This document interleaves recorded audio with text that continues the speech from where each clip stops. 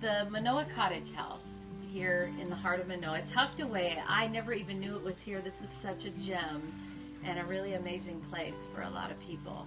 For those who've never been here, describe what this is. Basically, we're three 8-bed care homes, but it just happens that they're all right next to each other, and somehow the property lines all touch. So it sort of functions as a 24-bed care home where everyone could walk from house to house.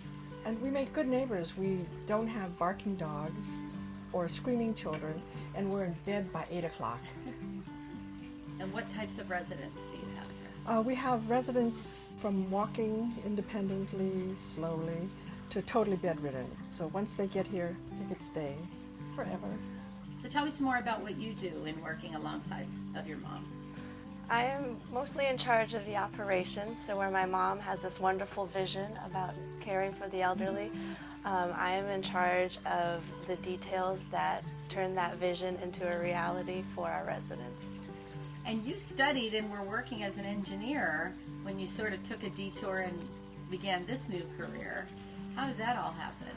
Yes, I was working in the Northeast for a manufacturing company as an engineer. I had a horseback riding accident where I broke my back, and I came home for a little bit of R&R. I wouldn't say that building a nursing home was a great recovery, but it's been a very interesting path.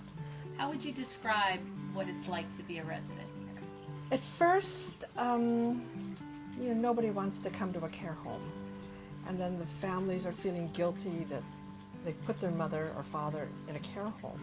But once they get here, we've set it up in such a way that the resident feels all their needs are being taken care of and that they're safe. And actually, it's rather fun here. We have lots of activities, we have fabulous staff, and that's the basis of keeping well, is to keep them active. And soon you see smiles on their faces. And then the families, they no longer guilty because the family members generally doing quite well here. The food is good, the care is good. It's really much more like hanging out in the house with a family than it is being in a care facility. Right. And actually families love to visit and hang out too. So it's kind of fun, which is our mission, to make it fun. One of my missions and what I would like to accomplish is to really create an environment where everybody feels like family. The family comes in and they feel like their loved one is amongst family. Our staff feels like they've got 30 grandmas and grandpas. When one of our hospice residents, he said to his daughter, "This is a good place to die." So at first I was a little bit taken aback, but when I really thought about it, there's a lot of places that you might live, might be fun, but how many places would you consider good places to die? What would be the requirements? Feeling loved, feeling safe, feeling at peace. I think that the complement to our, to the environment that our staff had created it's kind of beyond words. Because this resident, where he was at hospice, the biggest compliment he could have given us was telling us that he's comfortable enough, he feels safe enough, he feels loved enough to die at our facility. Now you've helped to expand and grow the business by overseeing a nursing home facility that's at another location, right? Yes. So tell us about that. What we wanted to do was take the hominess of our care home and transfer it onto a facility that has a higher level of care. And so we kept it small. There's only 27 beds there. A lot of the connotation with a nursing home is a large institution where you kind of leave somebody who has finished their useful life. And what we wanted to do was make it just like a home. By keeping it small, we're able to really take into consideration the needs and the wants of the individual versus trying to fit them into a certain standard of a nursing home resident. What type of resident is the right fit for what you provide?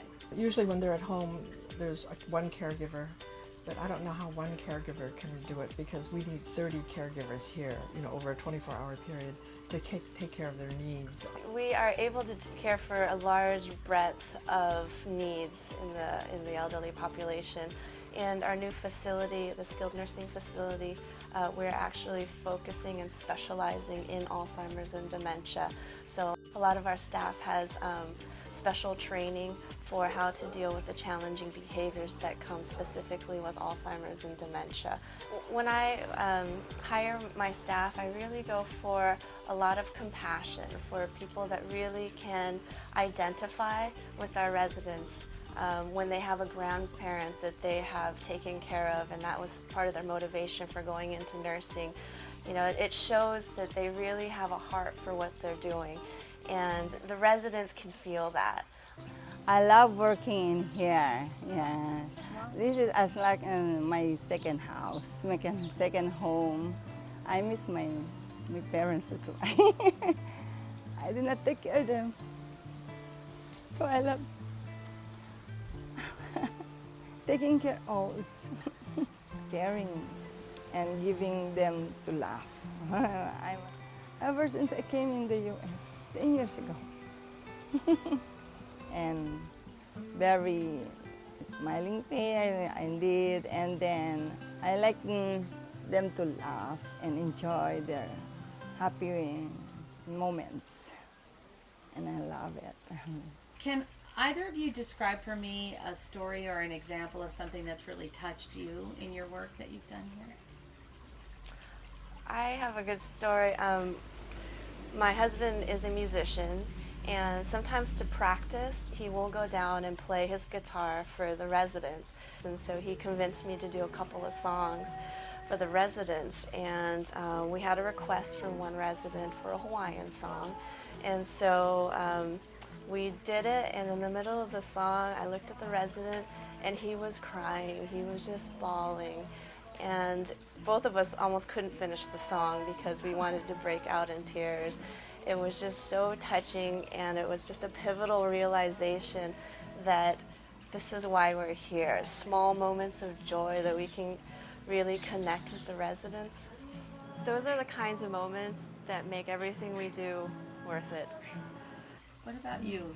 What has this taught you about aging and living as a senior, and how has it changed your perspective on that? I've discovered that aging, it's not so bad. Seniors just, they just need a touch every now and then, and they need all their needs taken care of, and they just want to feel safe. And actually, they're all my family. They're all my grandmother and grandfathers at this point. Just the biggest smiles on everybody's face. Yeah, it's wonderful work. It's very gratifying and good for the heart.